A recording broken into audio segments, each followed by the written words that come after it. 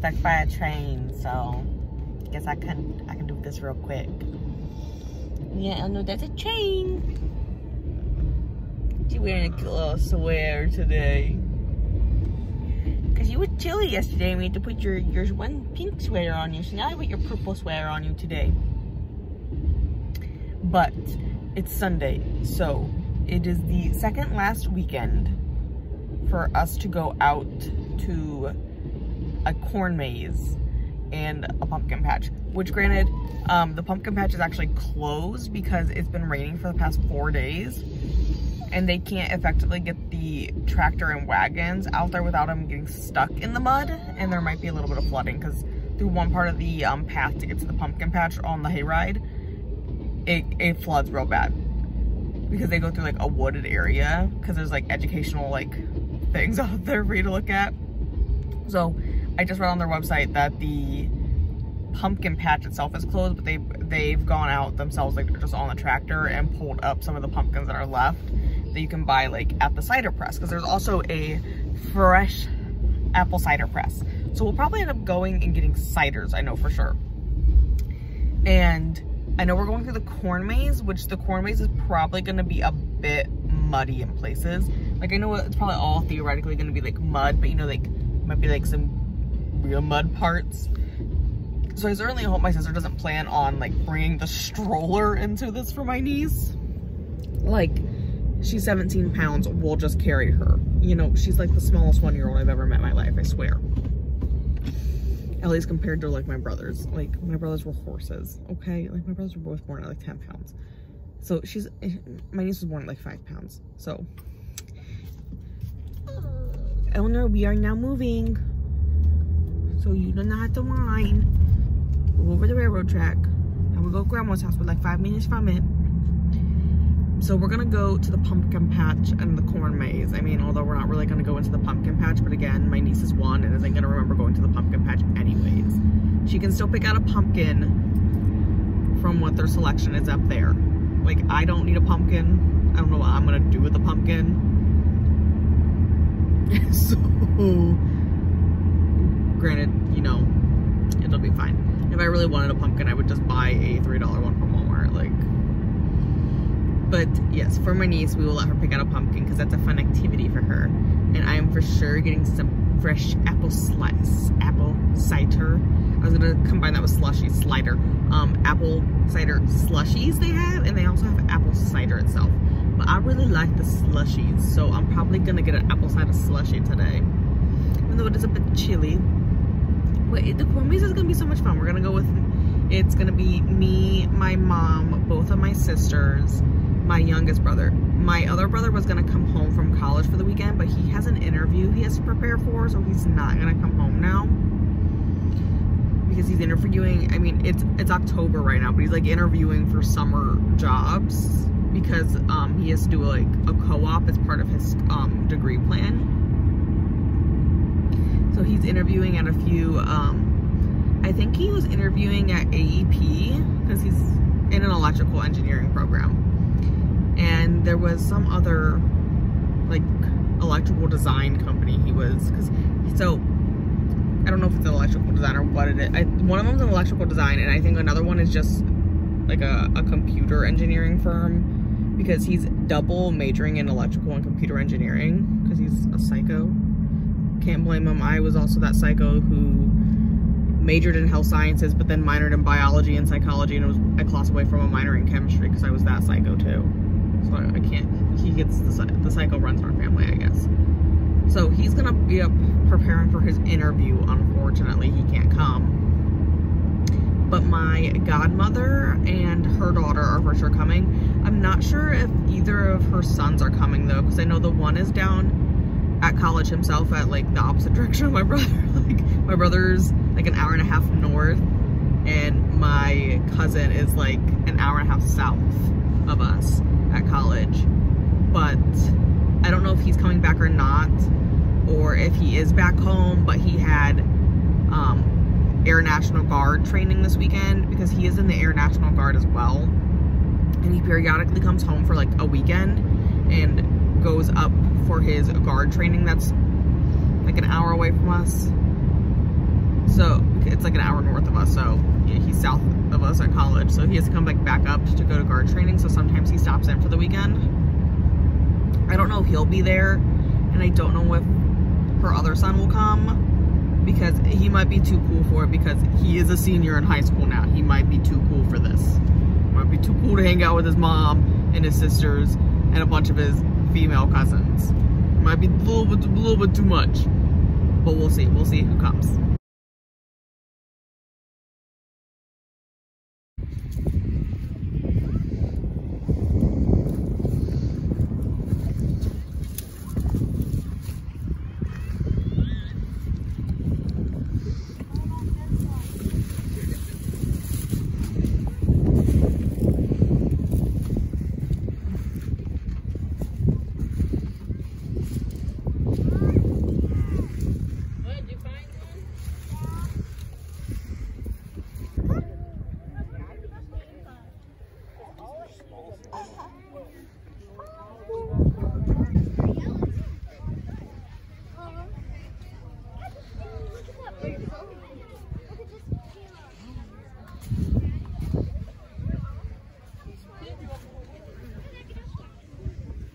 The 23rd.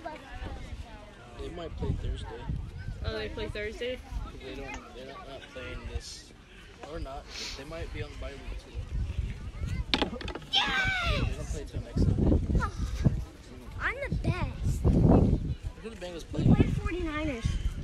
It's me, back to discuss the corn maze. It's now a few days later, and I'm just like now sitting down to edit me Sunday clips.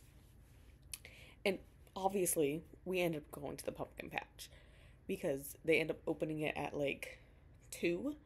And by the time we got done through the corn maze, which I will insert the picture of the corn maze because I have an aerial photo of the corn maze that I got from the website.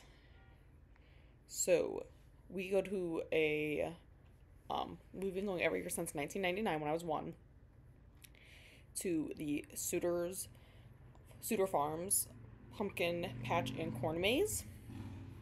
And so the theme this year was ancient Egypt, which they've done like 15 years ago, because on their website you can see every design they've ever done, and like the designs get more and more elaborate as they go on. So this year it was ancient Egypt, and as you can see, it is very, very creative and very detailed. So the point of the maze isn't just to get through the maze.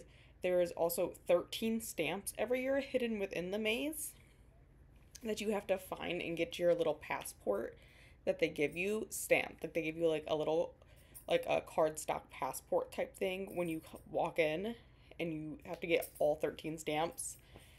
And there are, on the flip side of that cardstock, are questions about whatever topic.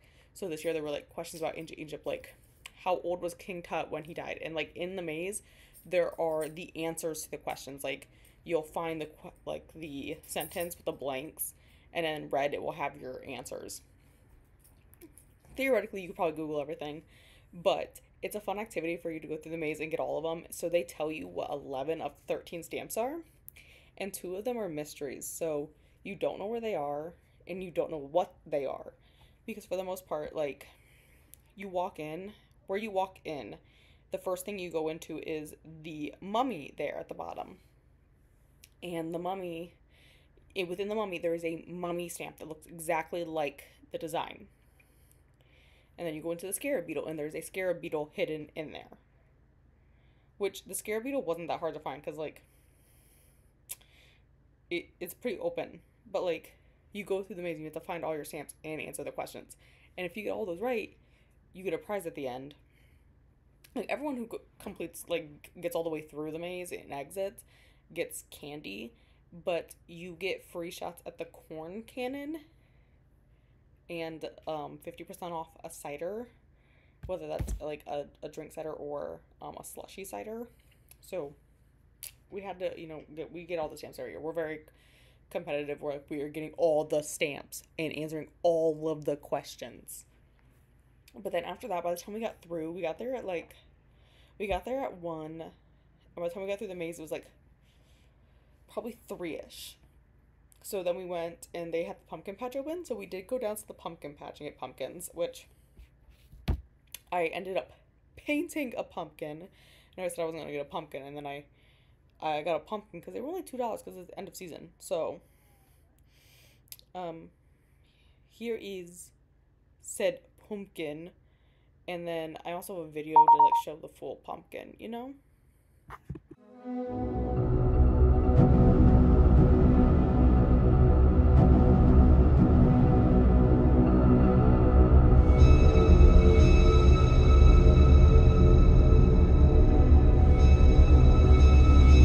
Alright, so I didn't get any extra reading done really on Sunday. I mean, I read like a few pages of a book, but like I reread it because I like forgot what happened. Because I was like so out of it on Saturday at the end that I forgot what I read. Okay, just after I just knocked my whole camera. So last night, Monday, I ended up finishing the last word. I ended up reading like the last 60. I was at like 45%, so I ended up reading 55% of it. Really good, you know. When I say really good, I mean I really enjoyed it. However, I was wishy-washy on my rating throughout the book. So, like, it started out strong at a 4, and I kind of went down to a 3, and then at one point I was like, ugh, kind of thinking this is a 2, but then I went back up to a 3, and then I went to a 4, and then I was back at a 3, and then I ended with a 4. So, this gave me very mixed feelings, but ultimately I did settle on a 4, because I did like all of the plot twists. I'm not going to go too much into the plot twists, because I think that ruins it, but I straight up picked this book because it had yellow on it from Book of the Month. I'm not even gonna lie, because yellow is one of my favorite colors, and I was like, ooh, yellow, perfect. But I already know this is a book I'm never gonna reread again, so I'm probably gonna list it on my Fango. So, but that is it. It was my first Taylor Adams. It is. I kind of want to read another one of his books to see if I get that like mixed feelings throughout again. It wasn't bad that I had those mixed feelings necessarily. It's been a long time since I've had a book where I'm like consistently like back and forth, like all over the place with my rating.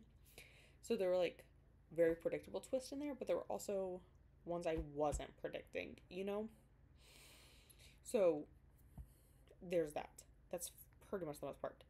And then Tuesday, which I'm planning on getting to as soon as I'm done filming my clips for the night again, is I started When I'm Dead by Hannah Morrissey, which is actually the October Book of the Month pick I got. So this one was from May, and then this one is from this month. So I'm only one chapter in so far, so not too far, but I'm buddy reading this one. So a friend and I are we buddy read Stranger Upstairs together. So now we are buddy reading this. And again, we're only one chapter in, so I don't have too many like feelings yet, except for that I need to continue reading because I only read chapter 1 during lunch, and it ends on a cliffhanger. Like, we start out with a cliffhanger on chapter 1, so I gotta continue it, but like, you know, I'm literally on page like 12, so we gotta go read that.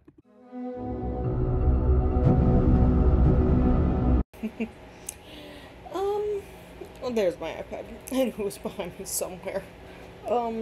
Let's just put it this way. I have not got much reading done this week, and there's a reason why. So, Tuesday night, while I was reading, I started getting this, like, pokey feeling in my eye.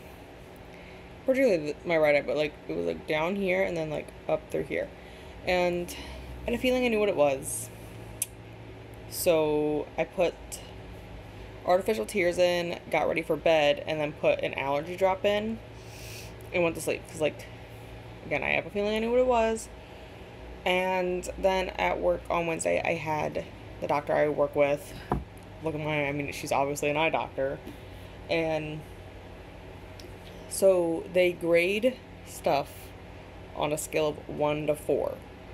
Well, I mean, like, there's, like, normal, like, clear, like, nothing's wrong, and then if there's something there, it's, like, a 1 to 4 grading. And I had signs of allergies in my eye, which is not the first time. Like I said, I had a feeling I knew what it was. and she looked at my eyelids and like flipped to my one eye that was like really bugging me here and went, yeah, 4+, like some of the worst she's seen. Allergies like in my eyes. I had like a really bad allergy flare up in my eyes. And previously we did like a low dose steroid, and you know, I did that for a week and it cleared up. Like I didn't have the problem anymore. I guarantee I still had tons of allergies, but like I wasn't having the pokey feeling in my eye. But like this time I was having burning and like the pokey feeling in my eye. And yeah, 4+. And so that baby steroid I was on last time was not gonna cut it, guys. So she put me on a very expensive steroid. That if I were to go buy a bottle of it, it would cost $400 with insurance. Well, let me tell you, that's a bit expensive, you know, but I have another drug rep who gives us samples, and she was in the area, and she gave me 2 extra bottles of the sample so that I could use it, because it's really bad. I still get the, like, I put it in both eyes, because, like, if I have allergies in one eye, it's in both eyes, you know? I've been putting the dose in, and, you know, it be going. It's real thick and goopy and gross in your eyes, but my eyes, I still get the pokey feeling if it's been too long since the last dose.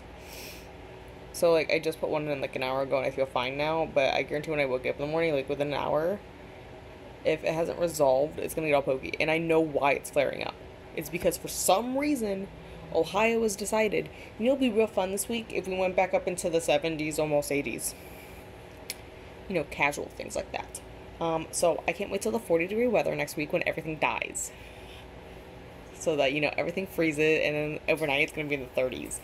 Like, upper 20s, low 30s, and everything will die. And it'll be perfect, because then I won't be allergic. Every time I walk outside, my eyes won't be pokey. But because of it, my eyes were so burny after work on Wednesday, I didn't want to read. I sat here. I got on Bree from 4 Paws on a Books, like, sprints, like, in the comments, and attempted. I was, like, gonna make full-hearted attempt to read, guys. And I scrolled through YouTube Shorts, because that's, like, all the attention span I had at the end of the day, and my eyes were burning, and I was like, this is all I have the attention span for. And then last night, Thursday, I didn't read at all. I meant to when I got home, but I was tired, and I just, like, went to bed. Because, like, I logged on to Neva's and Nicole's, like, sprints in the comments to say hi, and I was, like, gonna read when I got home.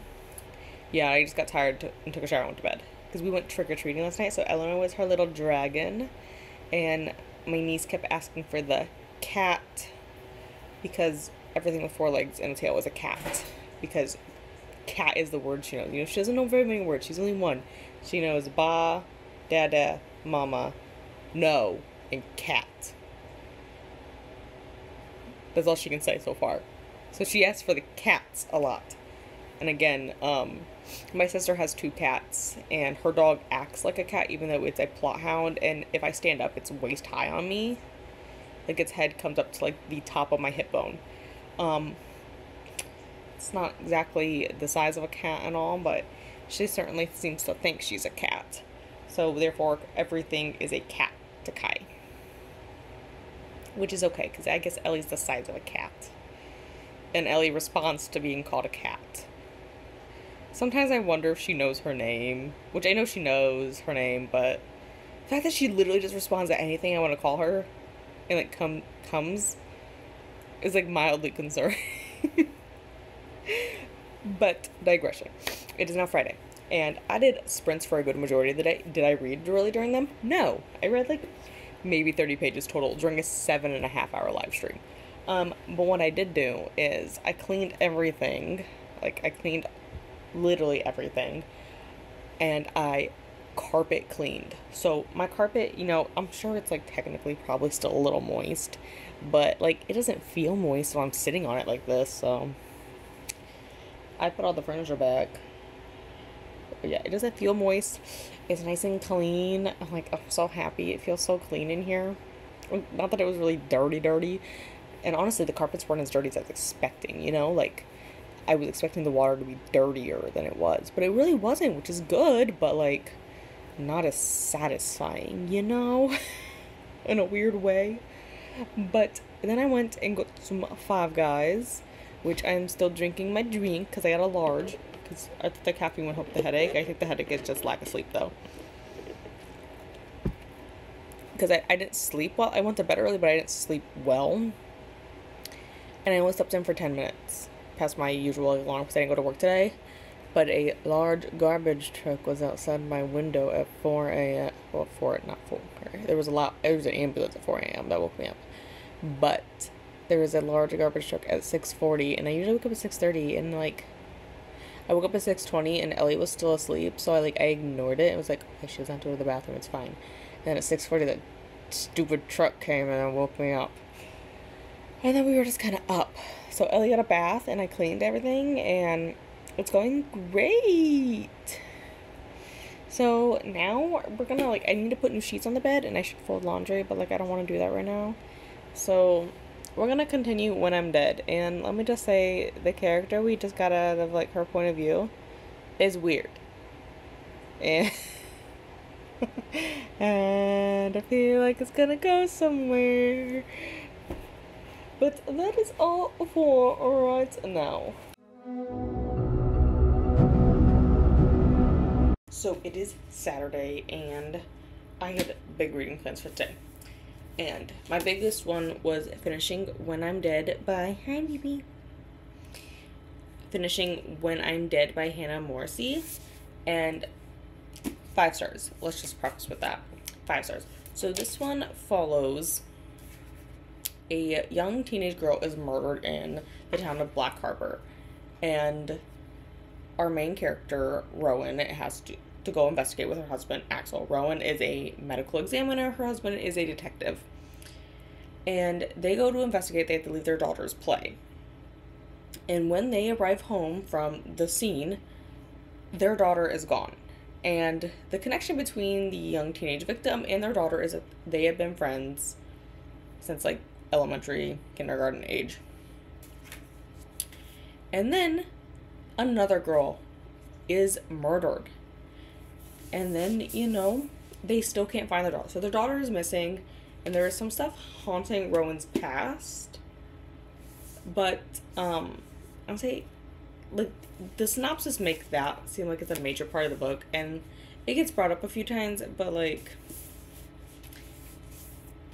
it's never, I don't feel like that's fully fleshed out, if we're gonna bring it up in the synopsis, it's a big deal. What happened is a big deal, but, let's not make this, the whole character's, reason for being, and then, not really have it prevalent in the book. It's mentioned, but, I feel like that was, a little unnecessary. It could have just been, her daughter is missing. We didn't need some tragic backstory from Rowan. I'm sorry. But overall, yeah, it's still a 5. It's still a 5 because I did really love the book. It was a wild ride. I read 55% of it today alone. And I do go more into this in my Book of the Month backlog because this was actually the October pick, which, shocker, guys, I actually read a Book of the Month during the month that I got it, and it's all thanks to the person I buddy read it with in a Discord, because, did I kind of leave them hanging, though, because, I literally, I commented, on chapter 1, and then didn't write any other comments, even though I'd read, about 100 more pages. And then I sat down today and just finished reading the book, and then I literally got to the last 40 pages and was like, yeah, so I binge read it, and, yeah. And I was, making everything, intentionally vague, so that I wouldn't spoil anything for it. But I really enjoyed it, and, I mean, it's about 10:17. I'm still in a little bit of a reading mood, but I think I'm just gonna go and read, Throne of Glass here on my iPad. I think we're gonna attempt that one now,